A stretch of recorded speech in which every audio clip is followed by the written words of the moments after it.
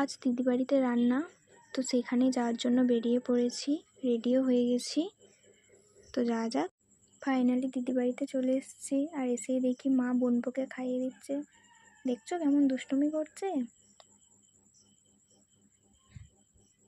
তো তারপর খেতে বসে গিয়েছিলাম। মা ভাত দিল, সব রকম ভাজা দিল, ডাল দিল, খেতে শুরু করলাম। তারপর আমার ফেভারিট খাবার পোস্ত। তোমাদের কার কার পোস্ত ভালো লাগে জানিও কমেন্ট করে।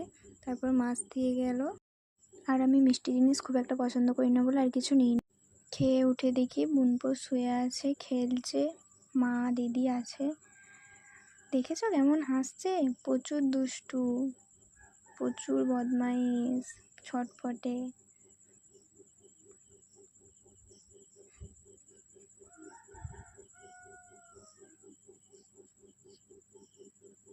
বিকালের দিকে একটু ছাদে চলে এলাম। ছাদে এসে দেখি ওয়েদারটা খুব সুন্দর, মেঘলা মেঘলা আবহাওয়া।